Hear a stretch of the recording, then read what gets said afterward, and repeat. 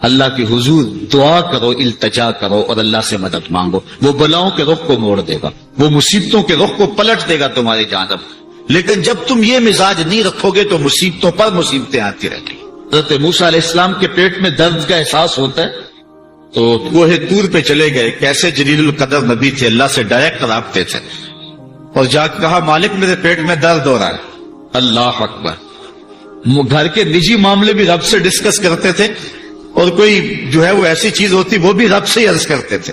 کہا میرے مالک میرے پیٹ میں درد کا احساس ہو رہا ہے، دوائی کی پوری لینی ہے، تو وہ بھی جا کے کوہ طور سے رب سے ہی لیتے تھے. تو اللہ تعالیٰ فرمایا فلاں جنگل میں چلے جاؤ، وہاں اس شکل کے پتوں کی ایک بوٹی ہے، اس کو توڑو نچوڑو، اس کا پانی پیو، تمہیں شفا مل جائے. حضرت موسیٰ علیہ السلام گئے اور جا کے بوٹی کو توڑا نچوڑا، پانی پیا، شفا ہو گئی. کچھ عرصہ بیتا، دوبارہ اسی طرح کا درد جاگا. اب نسخہ تو ذہن میں تھا، کوہ طور پہ نہ گئے، اس جنگل میں چلے گئے اور جا کے بوٹی کو توڑا، اس کے پتے نچوڑے، پانی نکالا، پیا، لیکن درد اور زیادہ بڑھ جاتا. پھر دوبارہ آئے کوہ طور پہ، کہا مالک میں نے اسی درد پہ دوبارہ وہی بوٹی کا پانی پیا ہے، لیکن درد بڑھ گیا ہے. کہا موسیٰ اب جو آئے ہو کوہ طور پہ پہلے ہی آ جاتے. تو عرض کی مالک بوٹی بھی وہی اور درد بھی وہی. فرمایا سب کچھ وہی ہے، لیکن پہلے میرا حکم تھا، اب میرا حکم ساتھ شامل نہیں تھا. شفا بوٹے میں نہیں رکھی، شفا تو میرے حکم میں رکھی ہوئی. اس لیے ڈاکٹر کے پاس جاؤ، حکیم کے پاس جاؤ، لیکن شفا اللہ سے مانگو، کہ شفا ہمیں دینے والا وہ ہے. وہ ایک وسیلہ ہے، ایک ظاہری طریقہ ہے. حضور علیہ الصلوۃ والسلام اللہ اکبر کیا خوبصورت ارشاد فرما رہے، حسنوا اموالکم بالزکات، اپنے اموال کو زکات سے پاک کرو. وَدَاوُوا مَرْضَاكُمْ بِالصَّدْقَةِ، اور اپنے مریضوں کا علاج صدقے سے کرو. حضور علیہ السلام نے ارشاد فرمایا کہ بندہ کہتا ہے میرا مال، اس کے مال تین ہیں. ایک مال وہ جو اس نے کھایا اور ضائع کر دیا، دوسرا اس کا مال وہ ہے جو اس نے پہنا اور پرانا کر دیا، اور تیسرا اس کا مال وہ ہے جو اس نے آگے بھیج دیا. فرمایا باقی اس کے وارثوں کا ہے، اس کا نہیں ہے. اس لیے ہم راہ خدا میں خرچ کرنے کا مزاج بنائیں. اس سے مال گھٹتا نہیں ہے، اس سے مال بڑھتا ہے. بلکہ جب راہ خدا کے اندر ہم خرچ کرتے ہیں تو ہمارا جو دوسرا مال ہے وہ بھی پاک ہو جاتا ہے. اللہ کے محبوب کا ایک فرمان سنیے جس کو حضرت حسن بصری رضی اللہ تعالیٰ عنہ بیان کرتے ہیں، حسنوا اموالکم بالزکات وداووا مرضاکم بالصدقہ واستقبلوا امواج الولاء بالدعاء والتضرع. فرمایا کہ اپنے مال کو، اپنے اموال کو زکات سے پاک کرو اور اپنے مریضوں کا علاج صدقے سے کرو، اور جب مصیبتیں اور بلائیں تمہارا رخ کریں تو پھر دعا سے اور اللہ کے حضور زاری سے اللہ کی مدد چاہو. آج ہم صدقے کا مزاج بہت کم کر چکے ہیں. اسی زمانے میں ایسا ہوتا تھا کہ جب کوئی بیمار ہوتا تھا تو سب سے پہلا کام لوگ یہ کرتے تھے کہ صدقہ دیا کرتے تھے. ڈاکٹر کے پاس پھر جایا کرتے تھے، حکیم کے پاس پھر جایا کرتے تھے، سب سے پہلے اس کی جان کا صدقہ دیا کرتے تھے. صدقہ قضا کو بدل دیتا ہے، تقدیر کو بدل دیتا ہے. صدقہ سے اپنے مریضوں کا علاج کا، اصل ڈاکٹر کے پاس جانا، علاج کروانا سنت ہے، اس کی ممانعت نہیں ہے. لیکن یہ بات ہمیشہ ذہن میں رکھیے گا کہ ڈاکٹر کے پاس دوا ہے، شفا نہیں ہے. شفا اللہ کے دستے کرم میں. اس لیے جب بھی بیمار ہو جاؤ تو پہلے صدقہ کرو اور پھر ڈاکٹر کے پاس جاؤ. اللہ اس صدقے کی، شیخ سعدی نے لکھا ہے، مطاف کے اندر کنکروں پر پیشانی رکھ کے ایک بندہ زاروں کے طرح رو رہا ہے اور کیا کہتا ہے، اللہ مجھے معاف کر دے ورنہ قیامت کے دن مجھے نابینا اٹھانا، تیرا کیا تیرے بندوں کا سامنا بھی نہیں کر پاؤں گا. اتنے درد سے روتا ہے کہ چلنے والوں کے قدم رکتے ہیں. سر پہ کپڑا ڈالا ہے، زاروں کے تار، سسکیاں لے لے کے، ہچکیاں لے لے کے روتا ہے. کوئی اس کے پاس کھڑا ہو گیا، اس کی کمر پہ ہاتھ پھیر کے کہتا ہے، حوصلہ رکھ، اللہ بڑا کریم ہے، اللہ معاف کر دے گا. خیر جب وہ شخص رو رو کے آہوزاری کر کے اپنے رب کی حضور یہ تمنائیں کر کے اٹھ کے جانے لگا تو اس شخص کو شوق تھا کہ میں دیکھوں یہ ہے کون. اتنا خوف خدا، اتنا ڈر رہا ہے، پتہ نہیں کون ہے، کیا گناہ کر بیٹھا ہے. لیکن جب اس صاحب نے سر اٹھایا تو اس کی چیخ نکل گئی، فائزہ ہوا شیخ عبد القادر جیلانی. تو یہ زاروں کے تار رونے والا شیخ عبد القادر جیلانی تھا. ساری زندگی خدمت خلق میں بسر ہوئی، اللہ کے حکام بجا لاتے ہوئے، لیکن خوف خدا خشیت الہی کا عالم ہے. حضرت جنید بغدادی کے پیر ہیں حضرت سری سکتی رضی اللہ تعالیٰ کو، رشتے میں ماموں بھی لگتے ہیں. تو حضرت جنید بغدادی کو حضرت سری سکتی رضی اللہ تعالیٰ عنہ نے ایک دن وصیت کی. حضرت جنید کہتے ہیں میرے پاؤں تلے سے زمین سرکنے لگی. فرمانے لگے بیٹا جب میں مر جاؤں تو میری قبر بغداد سے باہر بنانا.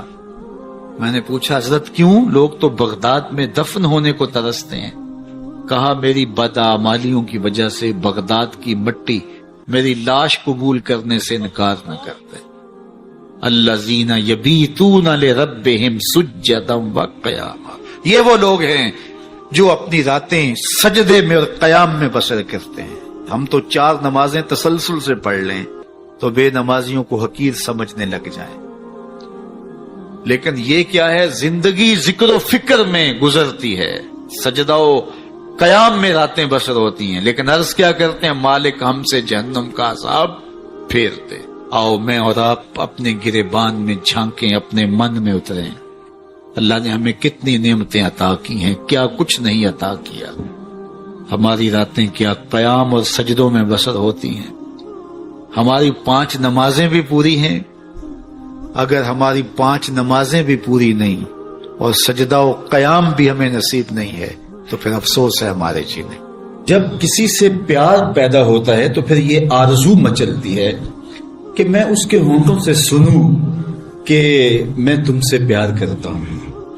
تو بندہ ہو کے پیار رب سے کرتا ہے تو پھر دل میں آرزو تو مچلتی ہے کہ کانوں میں کوئی نغمے رس گولے اور کوئی مجھے کہے کہ تم پیار کرتے ہو تو وہ بھی تم سے پیار کرتا ہے، تو زندگی کی ساری تھکن اتر جائے. تو کہا کہ یہ سننا چاہتے ہو نا، یہ آرزو ہے نا تمہاری، تمہاری رت جگے، تمہاری راتوں کی تنہائیوں میں سجدے، تمہارا دن رات رکوع قیام اور تمہارا اس کے حضور پیچ و تاب اور اضطراب اور زندگی کا یہ سارا تمہارا لف و نشر اس کی ذات کی رضا کے لیے ہے نا. تم چاہتے ہو کہ ہمارا رب ہم سے راضی ہو جائے. کبھی کعبے کے چکر کاٹ رہے ہو، کبھی پتھروں کو چوم رہے ہو، حجر اسود کو چوم رہے ہو، کبھی ملتزم پہ لپٹ لپٹ کے آہوزاریاں کرتے ہو، کبھی مطاف پہ پیشانی رگڑتے ہو اور کبھی حتیم میں روتے ہو. تم اسی تڑپ میں ہو نا. یہی بتانا چاہتے ہو نا کہ ہم تجھ سے پیار کرتے ہیں، یہی بتانا چاہتے ہو نا کہ ہم تجھ سے محبت کرتے ہیں. کبھی سحری کے وقت مصلی بچھاتے ہو، تمہارے آنسو مصلی میں جذب ہوتے ہیں اور مصلی بھیگ جاتا تمہارے آنسوؤں سے. کوئی دیکھ نہیں رہا ہوتا لیکن تمہارے دل سے یہ روح اٹھتی ہے جس کے لیے یہ آنسو جذب ہو رہے ہیں وہ تو دیکھ رہے نا.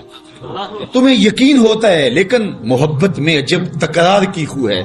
کہو نا کہ مجھے تم سے محبت ہے، تو پھر یہ خو جو طبع کے اندر ہے بندہ سننا چاہتا ہے، وہ بے تابیاں اسے تنگ کرنے لگ جاتی ہیں. اس کے اندر اداسیاں پیدا ہوتی ہیں کہ یار میں تو اس سے پیار کرتا ہوں، میں تو اس سے محبت کرتا ہوں، وہ بھی کرتا ہوگا، یہ تو یقیناً اس نے مجھے توفیق سجدہ نصیب تب کی ہے، لیکن میں بھی تو سننا چاہتا ہوں کہ وہ مجھ سے پیار کرتا ہے.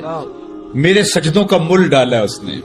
اگر میں گلی گلی کی خاک چھانی اور نگر نگر گھوم کے اس کے حرم کے چکر کاٹے اور دیوانہ وار گھوما تو وہ بھی تو کہے مجھے تیرے چکر عاشق زار نظر آ رہے ہیں اور میں تجھے پسند کرتا ہوں، تو چکر کاٹتا ہے، میرے حرم کا طواف کر رہا ہے، میں تیرے اوپر رحمتیں نچھاور کر رہا ہوں. تو سننا چاہتا ہے بندہ کہ وہ بھی کہے کہ ہاں تیری محبت قبول ہوئی، تیری محبت مراد کو پہنچی. تو آواز آئی تم یہ چاہتے ہو نا کہ وہ بھی تم سے محبت کا اظہار کرے اور اعلان کرے اور اس کی محبت کا تمہیں یقین تو ہے لیکن وہ مزید جو ہے وہ اذعان و یقین کے سانچے میں ڈھل جائے. تو کہا کہ یہ اگر تم چاہتے ہو تو تم ایک طریقہ بتاتا ہوں. تم محبت کا جواب چاہتے ہو، تم ان سجدوں کا جواب چاہتے ہو، تم طواف اور ان چکروں کا جواب چاہتے ہو، تو تمہیں بتاتا ہوں میرے رسول کی چوکھٹ پہ آؤ اور ان کی اتباع کرو، ان کی اتباع کرو۔ تم نکلے تو محبت کرنے تھے، تم عاشق زار بنے تھے، لیکن یحببکم اللہ، وہ خدا ہو کہ تم سے محبت کرے گا۔ اچھا، یہاں میں ایک اور جملہ کہنا چاہوں گا، اور وہ یہ کہ یہاں ذکر کیا گیا حضور کی اتباع کا، تو اتباع سے قبل بھی محبت، اتباع کے بعد بھی محبت۔ قل ان کنتم تحبون اللہ فاتبعونی یحببکم اللہ، یعنی اتباع سے پہلے بھی محبت، اتباع کے بعد بھی محبت۔ تو کوئی اتباع لالچ میں بھی ہوتی ہے، کسی غرض میں بھی ہوتی ہے کہ میں اس کی بات مانوں تو مجھے یہ ملے گا، لیکن کہا کہ تم نے میرے رسول کی اتباع ایسی کرنی جس کے آگے بھی محبت ہو، جس کے پیچھے بھی محبت۔ جب تم محبت کے دائرے میں رہ کے اتباع اور فرما برداری اور انقیاد اور اطاعت کے زمرے میں آ جاؤ گے تو پھر تم تو نکلے تھے رب سے پیار کرنے کے لیے، لیکن وہ رب ہو کے خود کہتا ہے میں اب تم سے پیار کرتا ہوں، اور درمیان میں اتباع میرے حضور کی آئی۔ یہ مائک جس کمپنی نے بنایا ہے، جب ہم مارکیٹ سے خرید کے لائے تھے تو اس کے ساتھ ایک چھوٹی سی بک بھی آئی تھی جس میں یہ بتایا گیا تھا کہ اس کو ہم نے استعمال کیسے کرنا ہے، خرابی کی صورت میں اس کی اصلاح کیسے ہوگی، اور اگر اس کے مطابق ہم اس کو استعمال کریں، جس طرح کی بیٹری اس کے اندر آنی چاہیے تو وہ ڈالیں گے تو دیر تک اس کے فوائد اور ثمرات حاصل کرتے رہیں گے۔ لیکن اگر ہم اس کتاب کو جو اس کے ساتھ ہمیں ملی تھی، جس کمپنی نے اسے بنایا ہے، تو اس کا طریقہ استعمال ساتھ بتایا ہے، اس کتاب کو پھاڑ کے پھینک دیں گے یا اس کو لپیٹ کے کہیں اونچی جگہ پہ رکھ دیں گے اور اس کو اپنی مرضی سے چلانا چاہیں گے تو پھر اپنی مرضی سے ہم اس سے فائدہ حاصل نہیں کر پائیں گے۔ تھوڑا وقت فائدہ حاصل ہوگا لیکن نتیجہ کچھ بھی نہیں ہوگا۔ تو جو کمپنی کوئی چیز تیار کرتی ہے تو اس کا طریقہ استعمال بھی ساتھ چھوٹی سی بک کی صورت کے اندر آپ کو دیتی ہے۔ تو جس مالک نے حضرت انسان کو بنایا ہے اس نے ساتھ کتاب اللہ کو بھی بھیجا ہے، اس کو پڑھتے جاؤ اور اپنی زندگی کو سنوارتے جاؤ، اس کے مطابق زندگی گزاریں گے تو زندگی سوکھی ہوگی، اور اگر زندگی اپنی خواہش پہ گزاریں گے اور غلاف میں لپیٹ کے قرآن مجید کو اوپر رکھ دیں گے اور وہاں سے دیکھ کر کے اس کو آپریٹ نہیں کریں گے اس جسم کو، تو پھر نتیجہ وہی ہوگا جو عمومی طور پہ متوقع ہے۔ تو اس لیے التمسک بکتاب اللہ، اللہ کے بتائے ہوئے طریقہ حیات کے مطابق زندگی گزارنا ہو تو قرآن مجید کے بغیر ایک قدم بھی نہیں چلا جا سکتا۔ گر تو می خواہی مسلمان زیستن، نیست ممکن جزبہ قرآن زیستن، اگر تو مسلمان بن کے جینا چاہتا ہے تو قرآن مجید کے بغیر ایک قدم بھی نہیں چل سکتا۔ تو اس کتاب کے ساتھ تمسک اختیار کرنے کی تلقین کی۔ اللہ کے محبوب نے ارشاد فرمایا کہ میں تمہارے اندر دو بھاری چیزیں چھوڑ کے جا رہا ہوں، ان کو مضبوطی سے تھام لو گے تو کبھی گمراہ نہیں ہوگے۔ اولہما کتاب اللہ، ان میں سے پہلی چیز اللہ کی کتاب ہے، فیہ الہدی والنور فخذوا بکتاب اللہ واستمسکوا بہ، اس میں ہدایت ہے، روشنی ہے، اس کو مضبوطی سے پکڑ لو، اچھی طرح سے تھام لو، تم گمراہ نہیں ہوگے۔ یار جو شخص نابینا ہے اسے کیا پتا کہ یہ پھولوں کی بہاریں کیا ہوتی، جو پیدائشی نابینا ہے اسے کیا پتا ہے کہ آسمان پر بزم کواکب کے رنگ کیا ہے، اسے تتلی کے پروں میں قدرت کی سنائی کا کیا اندازہ ہو سکتا ہے، اسے مور کے پروں میں رنگوں کی مینا کاری کا کیا اندازہ ہو سکتا ہے، اسے پھوٹتے جھرنوں، بہتی ندیوں اور کوسے قضا کی رنگینی اور دھنک کی شوخیوں کا لطف کیسے نصیب ہو سکتا ہے، اس کو کیا پتا حسن کیا ہوتا ہے، اس کو کیا پتا جمال کیا ہوتا ہے۔ اسی طرح جس کے دل کی آنکھ اندھی ہے اسے کیا پتا ہے کہ جمال خدا کیا ہوتا ہے، اسے کیا پتا ہے کہ سجدے کی لذت کیا ہوتی ہے، اسے کیا پتا ہے رکوع اور قیام کا مزہ کیا ہوتا ہے، اسے کیا پتا ہے کہ روزے کا سرور کیا ہوتا ہے۔ تو اگر ہم اپنے دل کے میل اتاریں گے تو دل کی آنکھیں کھلیں گی تو پھر زندگی کا لطف آنا شروع ہوگا، پھر پتہ چلے گا اسلام کیا ہے، پھر پتہ چلے گا دین کیا ہے۔ اللہ اکبر۔ اسی لیے قرآن نے کہا من کان فی ہذہ اعمی فہو فی الآخرۃ اعمی واضل سبیلا، جو دنیا میں اندھا رہا کل قیامت کے دن بھی نابینا اٹھائے۔ اس سے ان آنکھوں کی بے نوری مراد نہیں ہے، دل کی بے نوری مراد ہے۔ اقبال نے کہا تھا دل بینا بھی کر طلب خدا سے، کہ آنکھ کا نور دل کا نور نہیں، آنکھ کا نور اور ہے، دل کا نور اور ہے۔ تو جس طرح آنکھ بے نور ہو جائے، آنکھ پر دھند، جالا، ککرے اور سفید اور کالا موتیا اتر آئے، تو ہم سب کچھ بیچ کر کے بھی آنکھوں کا نور خریدنے کی کوشش کرتے ہیں۔ تو یار کبھی اجڑے ہوئے دل کا بھی تو علاج کرواؤ۔ علاج تمہارے گھر میں پڑا ہے، راتوں کی تنہائیوں میں اٹھ کے قرآن پڑھو اور ساتھ رویا کرو، دیکھنا دل کے میل اترنا شروع ہو جائیں گے، اور دل کے پردے سے وہ غلاستیں جب اتریں گی تو پھر پتہ چلے گا کہ دل جمال یار کیسے دیکھتا ہے، دل کی دنیا کیا ہے۔ وچئی بھیڑے وچئی جھیڑے وچئی ونج مہانے ہو، 14 طبق دلے دے اندر تمبو وانگو تانے ہو۔ پھر پتہ چلے گا یہ دل دنیا کیا ہے، پھر اس کی تڑپ، اس کی بے چینی، اس کا اضطراب زندگی کا حاصل بن جائے گا۔ پھر زندگی کی بے چینی اور دل کی بے چینی اور دل کا محبوب کی یاد میں تڑپنا تمہیں سرور دے گا۔ پھر تم ایک ایک عضو میں دل مانگو گے۔ وہ مزہ دیا تڑپ نے میری آرزو ہے یا رب، وہ مزہ دیا تڑپ نے میری آرزو ہے یا رب، میرے دونوں پہلوؤں میں دل بے قرار ہوتا۔ پھر سمجھ آئے گی کہ یہ دل کتنی قیمتی شے ہے۔ اللہ نے بدن میں آنکھیں بھی دو رکھی ہیں، کان بھی دو رکھے ہیں، ہاتھ اور پاؤں بھی دو رکھے ہیں، لیکن دل ایک ہی رکھا ہے، اور دل عرش اللہ ہے، اللہ کا عرش ہے۔ پھر پتہ چلے گا۔ تو آئیے دل سے زنگ اتاریں، میل اتاریں، دل مصفا ہو، دل خوبصورت بن جائے، پھر دل کی کشکول پھیلا کے پھر عرض کریں ہر تمنا دل سے رخصت ہو گئی، اب تو آجا، اب تو خلوت ہو گئی۔ لیکن یہ میل کچیل سے ہٹا ہوا ہوگا تو گندی جگہوں پہ محبوب تو نہیں آتے ہیں۔ تو حسد، حقد، کینے، بغض، نفرتیں یہ ہم پالے رکھتے ہیں، اپنی زندگی کو ہم نے خود بوجھل بنایا ہوا ہے۔ میاں حسد کرنے سے محسود کا کیا ہوگا؟ ہم اپنے آپ کو تلخی میں مبتلا کیے ہوئے ہیں۔ بغض رکھنے سے مبغوض کا کیا ہوگا؟ ہم اپنے آپ کو بوجھ میں مبتلا کیے ہوئے۔ تو اپنے دل سے یہ سارے بوجھ اتار کر کے جب دل کو مصفا اور مزکا کریں گے تو پھر دیکھیے کہ دل کے آئینے میں کیسے جمال یار دکھائی دیتا ہے۔ تو اس دل کی اصلاح ہوگی کثرت کے ساتھ قرآن مجید کی تلاوت کرنے سے۔ تو راتوں کی تنہائیوں میں اٹھ کے قرآن پڑھو، دیکھنا کہ کیسے دل کے زنگ اترتے۔ بعض لوگ بڑی عجیب خبر سناتے ہیں، میاں تمہیں کیسے پتا؟ وہ کہتا ہے میں رات اچانک نیند نہیں آ رہی تھی تو ایک چینل کھولا تو اس میں یہ خبر چل رہی تھی۔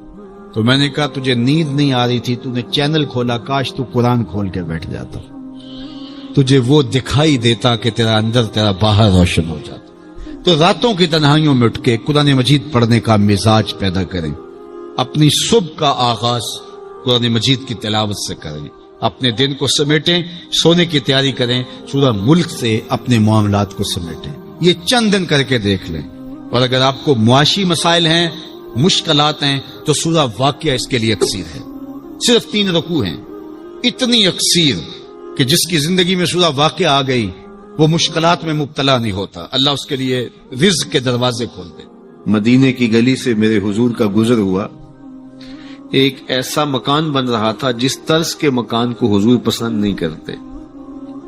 تو پوچھا یہ کس کا مکان ہے؟ کہا فلاں انصاری کا۔ حضور گزر گئے، کسی نے اس کو جا کے بتایا حضور تیری گلی سے گزرے تھے، تیرے مکان کو دیکھا، شاید حضور کو پسند نہیں آیا۔ چہرہ بتا رہا تھا حضور کا کہ تیرا مکان اچھا نہیں لگا۔ انہوں نے کدال لیا اور مکان زمین کے برابر کر دیا۔ چند دن کے بعد حضور کا پھر گزر ہوا تو دیکھا کہ مٹی کا ڈھیر پڑا ہوا ہے، ملبہ پڑا ہوا۔ کہا اس شخص کو بلاؤ، بلایا گیا، کہا میں گزرا تھا، تیرا مکان بن رہا تھا، اب مٹی کا ڈھیر پڑا ہے۔ حضور میں نے گرا دیا۔ فرمایا کیوں؟ عرض کی سنا تھا آپ کو پسند نہیں، سنا تھا آپ کو پسند نہیں۔ میں اور آپ اپنے اندر اترے اور دیکھیں ہمارا کیا کیا حضور کو پسند۔ محمد دی زیارت محمد دے رنگ وچ اے ٹھگ بازیاں جانے پیارا صلی اللہ علیہ وسلم۔ جب ان کے ہوئے تو پھر اپنی خواہش رہی کہاں؟ اپنی رضا کو محبوب کی رضا میں فنا کر دینے کا نام ہی تو محبت ہے. تیرے ہندیاں سندیاں محبوبہ میں کافر ہواں جے میں ہواں، اپنی نفی کرنے کا نام ہی تو محبت ہے. لیکن میں اپنی خواہشات کا پتلا ہوں اور عاشق رسول بھی ہوں. کیسی عجیب کہانی ہے. میں اپنی آرزوؤں کا بندہ بھی ہوں اور عاشق رسول ہوں. کیسی عجیب کہانی ہے. جب ان کے ہو گئے پھر اپنا کچھ نہ رہا. محبوب کی رضا میں اپنے آپ کو گم کرنے کا نام محبت ہے. جب ان کے ہوئے تو پھر زندگی کا جمال، زندگی کا نور نصیب ہوا، زندگی کی حقیقتیں ہاتھ آ گئی. میں عاشق رسول کہلاتا ہوں، حج اور عمرے بھی کرتا ہوں. میں 1.25 لاکھ مرتبہ جو ہے وہ ہر ہفتے میں درود بھی پڑھتا ہوں. میں محفل میلاد کرواتا ہوں، پوری دنیا کے نعت خواں جمع کرتا ہوں، لیکن حضور کی سنت چہرے پہ سجانے کی توفیق نہیں ہے. مجھے حضور علیہ الصلوۃ والسلام کے بتائے ہوئے طریقے کو اختیار کرنے کی ضرورت نہیں ہے. صاحب سوچیں، کہیں آپ اپنے آپ سے دھوکہ تو نہیں کر رہے؟ ان سے تو نہیں کیا جا سکتا. ان سے دھوکہ کون کرے؟ وہ تو جانتے ہیں کون کہاں کھڑا ہے. میرے حضور بولے، یاری لا تو پاک نبی سنگ اے پر پوری یاری. یاری لا تو پاک نبی سنگ اے پر پوری یاری. پھر درود قبول ہے تیرا لکھ نہ لو ایک بار. پھر نہ لاکھ مرتبہ پڑھنا، ایک بار ہی پڑھ لینا وہ بھی قبول ہے. اشہد بلال عند اللہ اشہد، پھر بلال کا اشہد بھی قبول ہے. وہ چہرہ اور چہرے کا دل نہیں دیکھتے، بندے کا دل دیکھتے ہیں. تو جب تم اپنے باطن کو حضور کے نام پہ لگاؤ گے تو پھر ایک ایک عمل ان کی سنت کی اتباع میں. یہ صوفی کی علامات ہیں. رنگ برنگے کپڑے پہن لینے سے صوفی نہیں بنتا. مختلف رنگوں کے پٹکے باندھ لینے سے صوفی نہیں بنتا. صاحب بھنگ گھوٹ کر پینے سے صوفی نہیں بنتا. ڈھول کی تھاپک پر ناچنے اور رقص کرنے سے صوفی نہیں بنتا. مختلف تصوف کی اصطلاحات کو یاد کر لینے سے صوفی نہیں بنتا. محمد عربی کی غلامی سے صوفی بنتا ہے. حضور کی چوکھٹ کی فقیری سے صوفی بنتا ہے.